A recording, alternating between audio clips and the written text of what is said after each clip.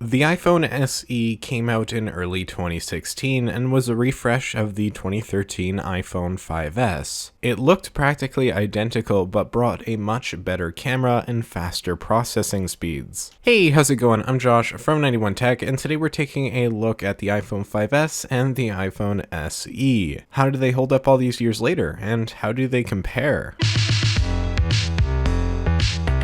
Now, don't be fooled. Despite the similar design of the 5S and SE, when it comes to internals, they aren't at all alike. The SE was released in a time where Apple was only making bigger phones in the 6 and 6S, and it was meant to be an obvious upgrade for 5S users and people who preferred smaller, more compact phones. It was also considered to be a pretty budget-friendly device, originally coming in at $450, and even today it is still a great option for those who don't want to spend a lot but want an iPhone. The 5S came out in 2013 and was the first iPhone to feature Touch ID and a 64-bit chipset. As well as that, we also had the extremely crucial gold color, which was new for the time. The iPhone SE was released kind of abruptly in early 2016, only a few months after the iPhone 6S. It had the same exact body as the iPhone 5S, but brought some crucial improvements that customers really appreciated, which we'll go over now. Both phones are 4 inches with the exact same pixel density and resolution. The SE has a very slightly larger battery, although it's unlikely you'll notice any difference in real use. We have Apple Pay on the SE, which is convenient, and we also have an extra color in rose gold. But where the real changes took place were in the camera and technical specifications. The 5S features an 8 megapixel primary sensor that can take 1080p video, while the SE has a 12 megapixel sensor that can take up to 4K video. Here we can see some photo comparisons, and with that extra 4 megapixels, the SE really has the leg up and can produce some really stunning shots. This is essentially the same camera as what's in the 6S, and it looks really great even today. The 5S is okay, but it doesn't hold a match to what the SE can produce, at least in my opinion. When it comes to the selfie camera, we have 1.2 megapixels on the 5S and 1.2 megapixels on the SE. I'm not sure if these cameras are actually identical, but the photos look pretty much the same, and that's not a good thing. Selfies are gonna look bad on both of these devices, so if you want something better, unfortunately you have to go up to the iPhone 6S or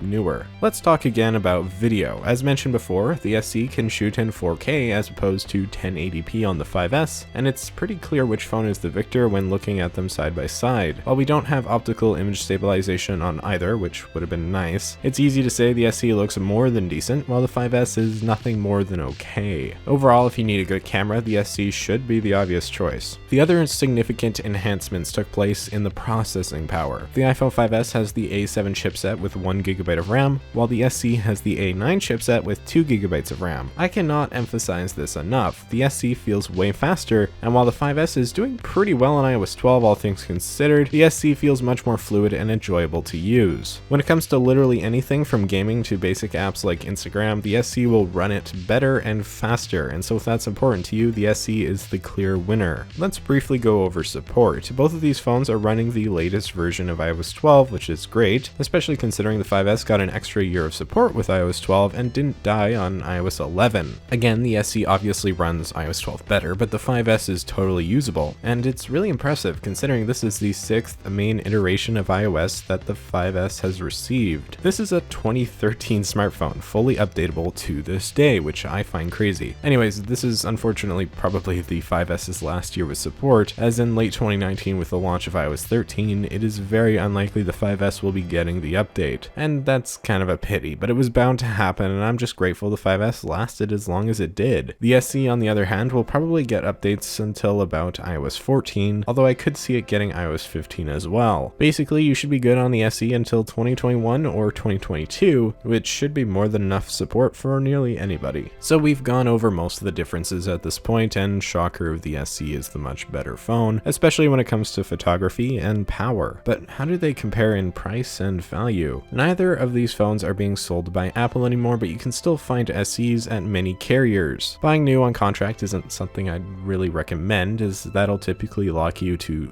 2 years with the phone, and who knows how it'll perform in 2 years. But if you can find a good deal and aren't exactly a power user, then it's a legitimate option. What I'd really say is that you should try to find a SE used or refurbished on eBay.com or Craigslist. Looking at eBay, the SE often goes for well under $150, which is actually actually a killer value. The 5S on the other hand goes for around $80 on average, which is also a killer deal in all honesty. If you're on a really strict budget, the 5S will work as a great phone for the next year, but keep in mind you'll be losing support in late 2019. The SE is overall the much better buy, as it's not much more money and brings a lot of necessary improvements that you'll really appreciate. Plus, it'll be getting another few years of support, and so it's just kind of a better investment. If you have the 5S, I'd say the SE is the logical choice to upgrade to, and if you've been thinking about it, I'd go for it. It's really a great phone, and I wish Apple would make another one, and maybe they will someday, although unfortunately it doesn't look like that'll happen anytime soon. Overall, the SE is the better buy, no surprise here. It's a really good phone, and if you have one right now, I'm sure you know that, and if you're thinking about getting one, I'd do it. It's really a great device. And with that, I think I'm pretty much done here. If this video was helpful or interesting, maybe hit that like button and consider subscribing for more content just like this. You can follow me over on Twitter and Instagram if you want some more tech in your life, links below. And with that all being said, I'm Josh from 91 Tech, and I will see you all next time.